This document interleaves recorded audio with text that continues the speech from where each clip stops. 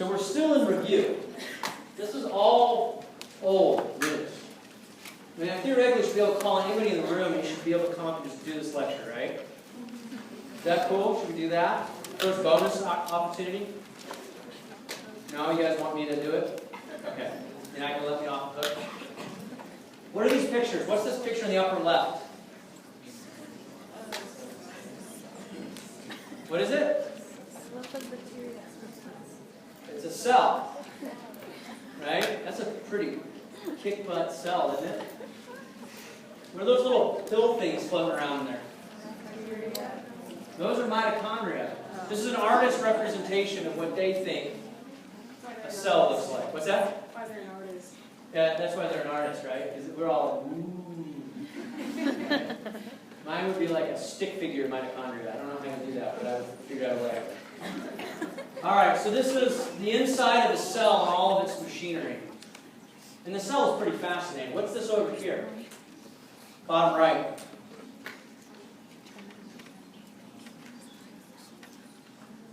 A safe guess would be on the title slide. It's also cells. Okay? Not trying to trick you. What cells are those? Do you guys know?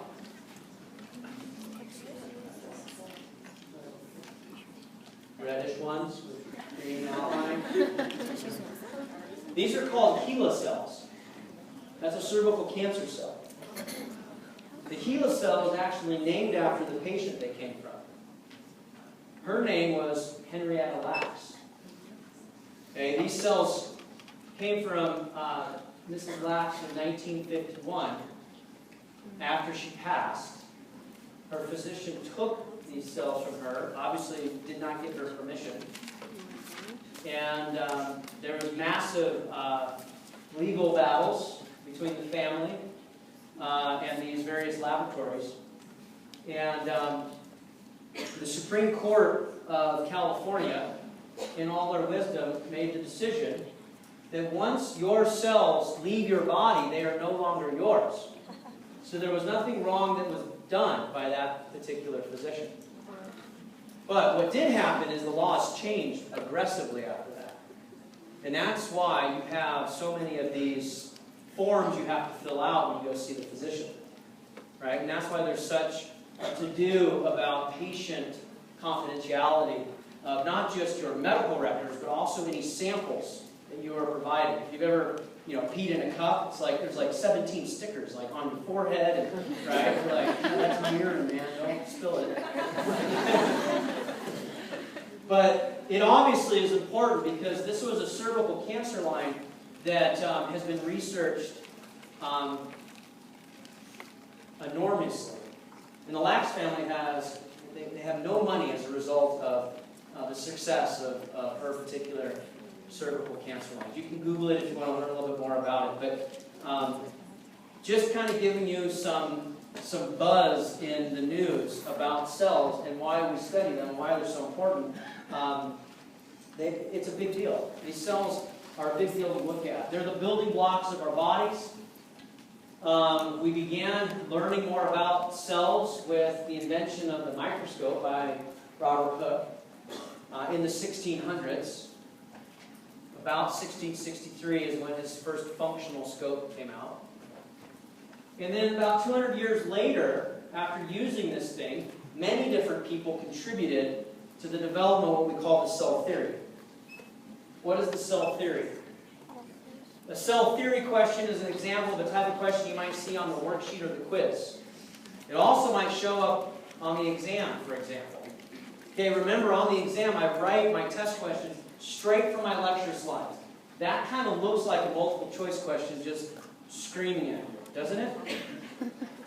So the properties of all cells fall under 4 tenets. They're the basic structural and functional unit of life, and they share certain generalized features. We'll talk about some of those features. You've studied them before. Organisms are made up of one or more cells.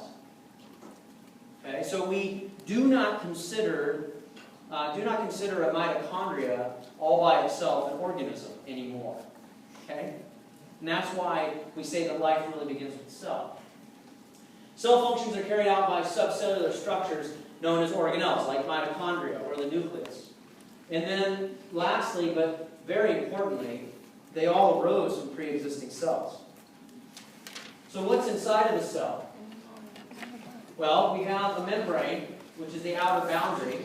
And that membrane is a lipid membrane that helps keep water on one side and water on the other side. It's somewhat like a fence. It allows you to divide an inside from an outside environment. It separates the cell interior from the extracellular fluid. The inside fluid is called the cytoplasm. The cytoplasm is made up of the cytosol, which is the fluid, and all of the stuff, or the organelles, that are inside of it. I would encourage you to take a look at the figure in your textbook from chapter 3 to refresh your memory of what are the different organelles within the cell. Now, the cell itself, I'm going to present it a slightly different way than maybe you've heard it before. It's kind of like a factory manufacturing a product. So it has a director or a manager known as the DNA. It basically tells the cell everything to do. There's an assembly line known as the endomembrane system that packages all of the products that you make. There's a support feature or an admin feature. You have other organelles and cytosolic components that add to that product or take away from it. Some proteins are manufactured in a liquid format, and then when they're delivered, the products that are delivered can either be delivered inside the cell to support the cellular activities inside, or they can be sent out, kind of like UPS or FedEx. It would never use UPS, or United States Postal Service, just only FedEx or UPS. But it has like a zip code type of ID tag. And that zip code tells it where to go. And some proteins are made in a liquid format, and as they're delivered to like your lower leg, or to your liver, or to your heart, then there's a leader sequence that's cut off and it turns into a solid material. And this happens aggressively when you're being developed in utero, in your mother's womb. Question always comes up is, okay, so what size are these things and why are they so small? What's the point? What is the point? Well, typically our cells in humans are about 10 to 15 microns. Some comparisons, a frog egg is about 1 to 3 millimeters, so it's much larger. The largest cell, depending upon how you measure, whether you're measuring in diameter or length, the giant squid has a neuron that's about 39 feet long, or the ostrich egg itself is about 6 inches in diameter, right? Long, in the long axis. Okay? So there are some long examples, but why in us are they so small, like 10 to 15 microns? What do you guys think?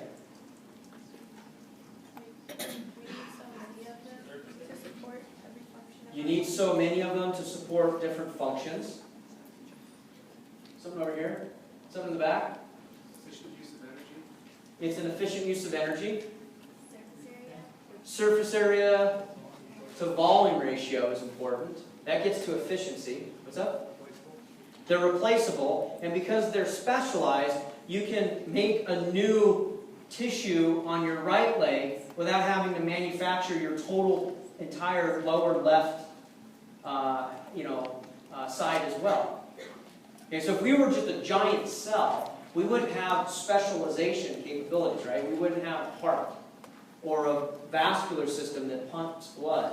So the more complex we become as an organism, the more important it is to have efficiency, to have a surface area to volume ratio that maximizes efficiency, to be able to replace cells as they become damaged. Okay? So we need technology in order to see them because they're so small. So for example, we use either a light microscope, which you can use in a lab, or we use an electron microscope. The electron microscope allows you to, instead of shining visible light, we shoot electrons at the surface, and the electrons bounce off the surface to a detector. you collect them and measure where they're coming from and the angle of reflection, and you can reconstruct an image. So our cells are critically important for life, and this really all focuses around our plasma membrane, or our cell membrane. The plasma membrane has a number of different functions. This is this typical cartoon that you're used to seeing. Here's our phospholipid bilayer, because it has two layers. There's one layer up here, and there's another layer down here. You can see that the hydrophilic heads are pointing out and in to the cell, and the tails that are hydrophobic are hiding in the inner side of this phospholipid bilayer. We have these proteins that are embedded within the bilayer. Some of them go all the way through and even form a channel. So here you can start to see through a channel is how we would bring stuff from the outside into the cell. The extracellular fluid is up top, the intracellular fluid is down low. So these are the functions that we went over before when we talked about protein function. And our plasma membrane, which is abbreviated PM, facilitates all of these functions. So for example, this is an electron micrograph. So of a cell membrane. And hopefully what you can appreciate is sort of the darker black spheres are up top, and darker black spheres are down low, and right in between is where the tails are. And there's a little bit more space, open space, because they're tails, so you can kind of see how this structure is represented by this drawing. So we know that this is accurate because we've actually been able to use electron microscopy to take pictures of the phospholipid bilayer, which has helped our understanding of how things are organized. You guys just thought that professors made up these drawings, right? To see if you guys could do circles and squiggly lines. But there's proteins that are embedded in them. The polar heads, the phosphate groups, they point out. The nonpolar tails, the neutral acids, point in. And the membrane proteins that are stuck within this membrane, if they had a little handle on them and you grabbed it, you could actually drag it around within the phospholipid bilayer. This is what we call this fluid mosaic model. So the fluid mosaic model is, imagine a swimming pool full of these little spheres, like styrofoam spheres. They're all floating on top, right? So LA Water Supply did this. Does anybody know about this? Okay, how's that going, by the way? Not so good. I didn't think so. Okay, but it looks cool. Okay, so they put on water supply for the LA, I think it's LA County, isn't it? The big reservoir. In order to prevent evaporation, they put these black spheres, and they're not made out of styrofoam.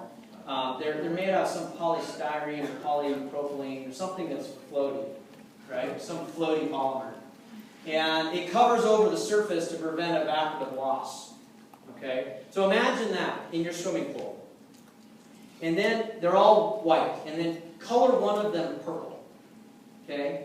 And take that purple sphere and you could actually move it on the surface of the water still. You could move it from the shallow end all the way to the deep end. It never would lose contact with the surface. That's the fluid mosaic model. That's, at some level, how the phospholipid bilayer is organized. Okay? So these phospholipids, you can move within the layer itself and not disrupt the layer. Does that make sense? That concept makes sense? So, cholesterol, I said, was important. What does cholesterol do? Well, cholesterol actually helps to support the membrane and help keep it fluid-like. And that means that the cell itself is not rigid and stiff. It won't fracture. It's actually mobile, right? It can move. It can actually change its shape slightly. It gives it some unique features. So what can get through the membrane? This is important stuff. Some stuff you want to keep out and some stuff you want to keep in. What can cross it is limited by the membrane. And so the membrane is considered to be selectively permeable. It only allows certain things through. Gases will readily cross back and forth. Okay? So certain substances like large molecules, certain ions will not readily cross. So how are you going to get them across the membrane? What's that? A protein. You're going to use a protein. And what? You could use endocytosis or exocytosis. Somebody looked at the slides I had. That's actually perfect. So if you use a protein, you're going to create a channel and allow certain things to come through. So let's look at some of these membrane proteins. Well, this is that same picture. Here's one right here. You can kind of appreciate, here's a cholesterol molecule that's embedded within the membrane that gives it this flexibility. It gives it structural flexibility. So it's not just wobbly. It actually is fluid-like, but it actually is still strong. It won't fracture. So it's a very unique property to have. So integral membrane proteins are embedded in the membrane. Transmembrane proteins, they go all the way across, like right here. Here's one that goes all the way across. Here's one that goes all the way across. And then peripheral proteins are going to be associated with the membrane, but they may not be necessarily within the membrane. They're attached via potentially another protein. So if we look at these proteins, many of them are sugar-coated. And we call this sugar coating of these proteins the glycocalyx. It's on the outside of the plasma membrane, so the extracellular side.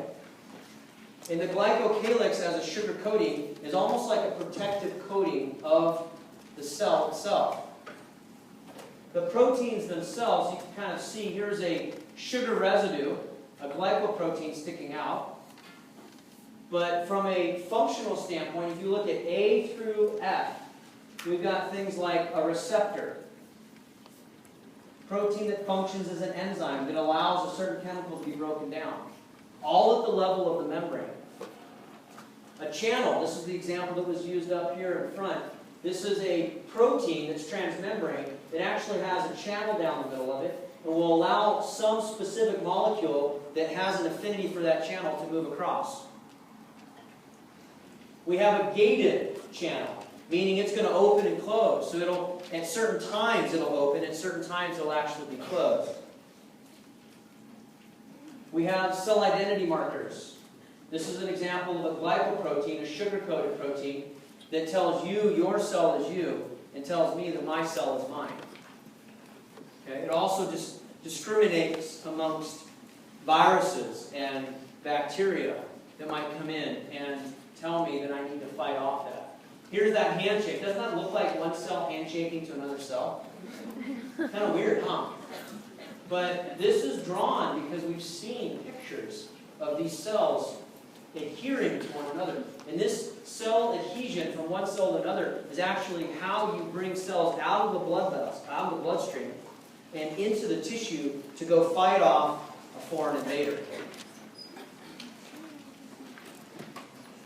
Questions? The last slide that I want to talk about is this one, okay, in our remaining minute. We have different classes of proteins, and this slide is called fibrous. Two slides. I'm going to show this one and the next one. Fibrous are structural proteins. So you can see how this is like a woven rope. Do you see that? There's like 3 cords that are woven together.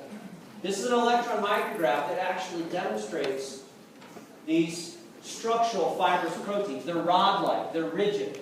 Okay? They give strength inside and outside the cell. Outside the cell would be a protein known as collagen. Inside the cell, you've studied it. It's called actin. Remember that?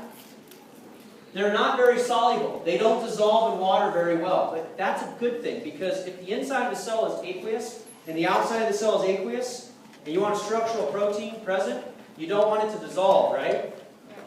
Right. Now, the next one is called a globular protein. Right? This is soluble. This goes into solution. It's functional, like hemoglobin that's shown over here. Collagen and actin were our examples on the previous slide. Hemoglobin are our example here. You want it to be soluble in the bloodstream so that you can move oxygen in the blood in a soluble format. That's the advantage of a globular or a functional protein. The polar groups are on the outside and the non-polar groups on the inside to allow it to go into solution. It's pretty clever.